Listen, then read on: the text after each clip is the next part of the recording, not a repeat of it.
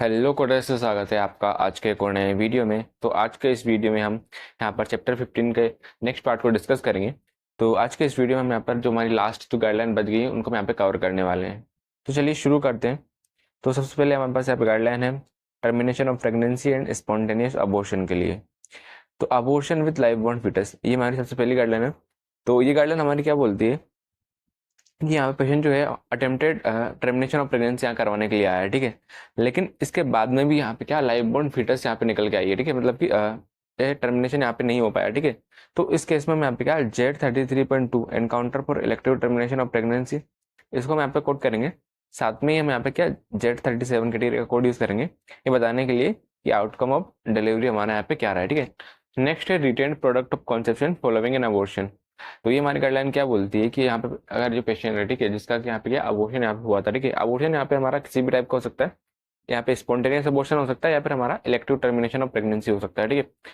अब इस केस में यहाँ पे क्या अबॉर्शन के बाद में रिटेन प्रोडक्ट ऑफ कंसेप्शन अगर यहाँ पे रहता है, ठीक है, मतलब कि ये जो अबॉर्शन हुआ है इसके बाद में भी कुछ पोर्शन यहाँ पे फीटस का यहाँ पे अगर रह गया यूट्रस में, ठीक है। तो अगर पेशेंट सब्सिक्वेंट एनकाउंटर मतलब सेकंड टाइम उसके लिए यहाँ पे आ रहा है, ठीक है, तो उस केस में यहाँ पे कैसे कोडिंग करनी है, ठीक है। तो अगर यहाँ पे सब्सिक्वेंट एनकाउंटर रहता है हमारा रिटेन प्रोडक्ट ऑफ कंसेप्शन के लिए, ठीक है, फॉलोइंग हमारा स्पॉन्टेनियस अबॉर्शन हो सकता है या फिर हमारा इलेक्टिव टर्मिनेशन ऑफ प्रेगनेंसी हो सकता है, ठीक है।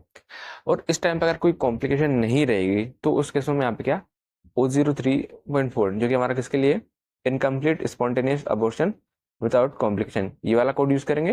या फिर हम O07.4 failed attempted termination of pregnancy without complication, ये वाला कोड हम यहाँ पे यूज कर रहे हैं, ठीक है। तो हमें यहाँ पे चेक करना है ये जो हमारा सब्सिक्वेंट एनकाउंटर है हमारा रिटर्न प्रोडक्ट ऑफ कंसेप्शन के लिए, ठीक है। उस केस में हमारे यहाँ पे जो अबॉर्शन है वो हमारा कौन सा है, स्पॉन्टेनियस अबॉर्शन है या फिर हमारा इलेक्टिव टर्मिनेशन ऑफ प्रेगनेंसी यहाँ पे है। नेक्स्ट यहाँ पे उन्होंने एक चीज और इंक्लूड की है, जब पेशेंट के यहाँ पे अबॉर्शन हुआ था, ठीक है, और जब पेशेंट डिस्चार्ज हुआ था तो उस टाइम पे चाहे भले यहाँ पे डिस्चार्ज डायग्नोसिस हमारी यहाँ पे क्या कंप्लीट अबॉर्शन रहे, लेकिन अगर यहाँ पे patient retained product of conception के लिए यहाँ पे वापस से आ रहा है, ठीक है, तो उस केस में हम यहाँ पे क्या ये जो हमारे कोड है O03.4 और हमारा O07.4 ये हम यहाँ पे यूज करेंगे, ठीक है। नेक्स्ट जैसे कि हमने अभी डिस्कस किया था कि ये जो हम कोड यूज़ कर रहे हैं O03.4 और हमारा O07.4, ठीक है, इस टाइम पे हमारे यहाँ पे कोई कॉम्प्लिकेशन यहाँ पे करंट में प्रेजेंट नहीं होनी चाहिए, ठीक है।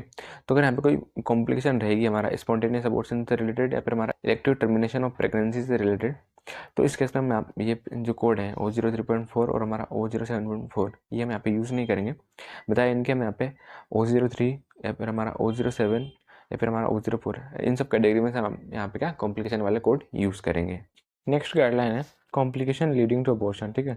तो ये हमारी गाइडलाइन ये बोलती है कि जो हमारे कॉम्प्लिकेशन वाले जो कोड है हमारे चैप्टर 15 से, ठीक है, इसके साथ में ये जो हमारी कैटेगरी है O04 O07 और O08, ठीक है, इनको हम यहाँ पे क्या साथ में यूज़ कर सकते हैं, ठीक है। नेक्स्ट गाइडलाइन है हेमरेज फॉलोइंग इलेक्टिव अबॉर्शन, ठीक है। तो अगर यहाँ पे क्या पेशेंट ने यहाँ पे इलेक्टिव टर्मिनेशन ऑफ प्रेगनेंसी यहाँ पे करवाई है, ठीक है, देन उसके बाद में अगर यहाँ पे हेमरेज हो रहा है तो उस केस में यहाँ पे क्या O04.6 डिलेड और excessive haemorrhage following induced termination of pregnancy, ये वाला कोड हम यहाँ पे यूज़ करते हैं, ठीक है। अभी नेक्स्ट उन्होंने एक चीज़ और क्लैरिफाई की है हमारा O72.1 इस कोड को लेके, जिसका डिस्क्रिप्शन बोलता है अदर इमीडिएट पोस्टमार्टम हेमरेज, ठीक है। तो ये वाला कोड हमें यहाँ पे क्या इस कंडीशन में हमें यूज़ नहीं करना है, ठीक है। हम यहाँ पे क्या O04.6 ये वाला कोड यूज़ करेंगे। नेक्स्ट गाइडलाइन है अब्यूज़ इन प्रेग्नेंट पेशेंट, ठीक है। तो अगर यहाँ पे पेशेंट प्रेग्नेंट रहता है, ठीक है, तो उस टाइम पे अगर यहाँ पे अब्यूज़ होता है, ठीक है, तो अब्यूज़ हमारे यहाँ पे फिजिकल हो सकता है, सेक्सुअल हो सकता है या फिर हमारा साइकोलॉजिकल हो सकता है, ठीक है। तो इसके अकॉर्डिंग हमें यहाँ पे अलग अलग कोड देखने को मिल जाएंगे, ठीक है। तो ये गाइडलाइन हमारी बोलती है कि अगर यहाँ पे पेशेंट प्रेग्नेंट है, ठीक है, उस टाइम पे सस्पेक्टेड या फिर कंफर्म केस होता है हमारे यहाँ पे क्या अब्यूज़ का, ठीक है। तो अगर यहाँ पे क्या फिजिकल अब्यूज़ रहेगा तो हम यहाँ पे O9A.3 physical abuse complicating pregnancy child birth and puerperium इस वाली कैटेगरी से हम यहाँ पे कोड यूज़ करेंगे। अगर हमारा सेक्सुअल अब्यूज़ रहेगा तो हम यहाँ पे O9A.4 sexual abuse complicating pregnancy child birth and puerperium इस वाली कैटेगरी से कोड यूज़ करेंगे। अगर यहाँ पे हमारा साइकोलॉजिकल अब्यूज़ रहेगा तो हम यहाँ पे O9A.5 psychological abuse complicating pregnancy child birth and puerperium, ठीक है, इन सब कैटेगरी से हम यहाँ पे कोड यूज़ करेंगे, ठीक है। अब ये जो हमारे O सीरीज़ के कोड है वो हमारे यहाँ पे क्या एज अ प्रिंसिपल डायग्नोसिस हम यहाँ पे कोड करेंगे, ठीक है।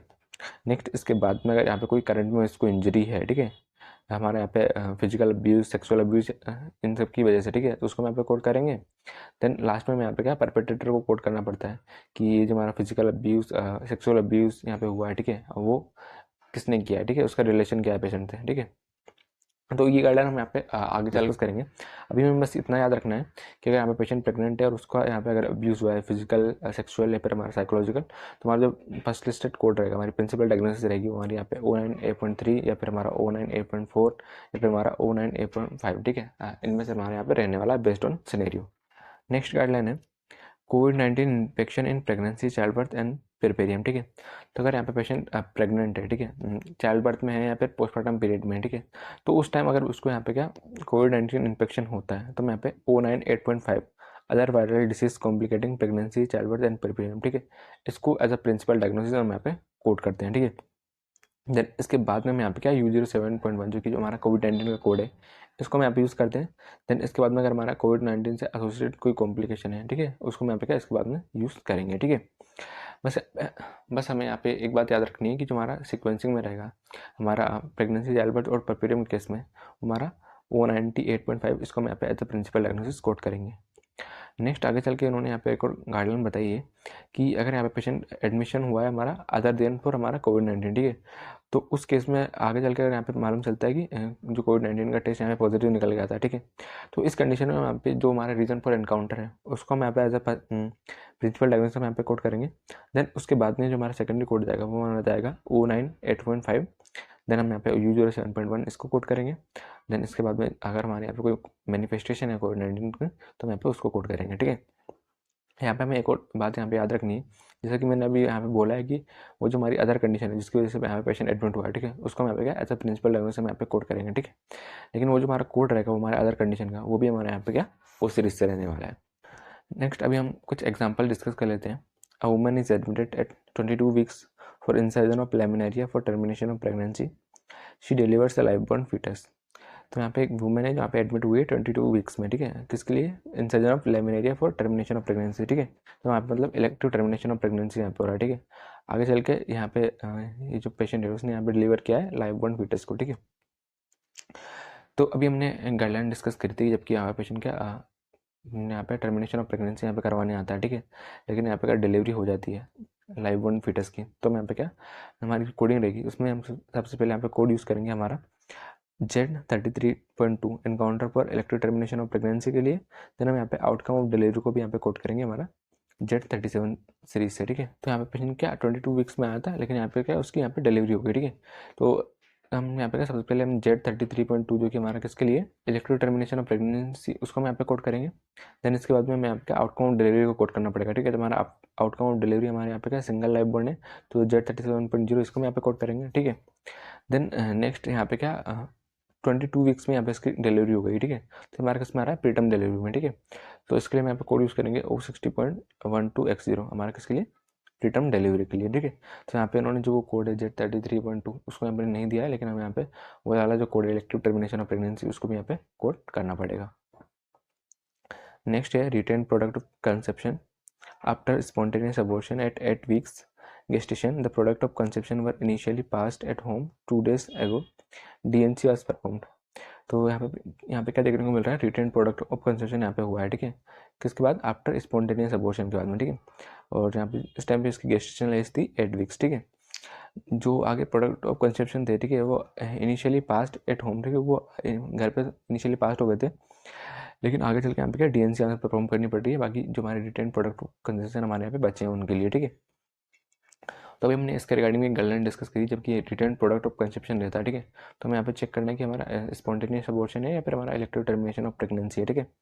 और अगर यहाँ पे कोई कॉम्प्लिकेशन नहीं रहेगी तो हम यहाँ पे O03.4 इस वाली कैटेगरी से हम यहाँ पे कोड यूज़ करेंगे हमारे स्पॉन्टेनियस अबॉर्शन के लिए।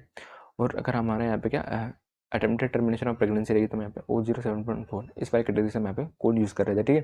तो हमारे यहाँ पे क्या स्पॉन्टेनियस अबॉर्शन था, तो यहाँ पे इन्होंने O03.4 ये वाला कोड यहाँ पे as a principal diagnosis code किया है। देन इसके बाद हम यहाँ पे क्या वीक्स ऑफ गेस्टेशन को कोड किया Z38.08।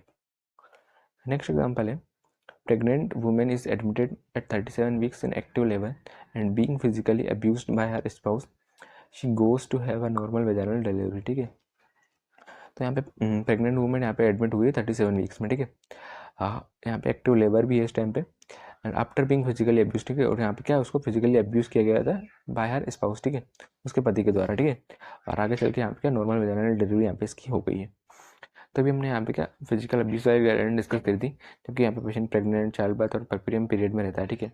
उस टाइम अगर यहाँ पे उसका यहाँ पे कोई सा भी अब्यूज होता है तो सबसे पहले हम यहाँ पे क्या, ये जो हमारा कैटेगरी कोड है O9A है, ठीक है, इस वाली कैटेगरी से हम यहाँ पे कोड यूज़ करते हैं, ठीक है। तो यहाँ पे पेशेंट का फिजिकल अब्यूज़ हुआ है इन प्रेगनेंसी, तो हम यहाँ पे कोड यूज़ करेंगे O9A.32, ठीक है। नेक्स्ट हम यहाँ पे चेक कर देते हैं अगर कोई करंट में इंजरी है तो उसको हम यहाँ पे कोड करेंगे।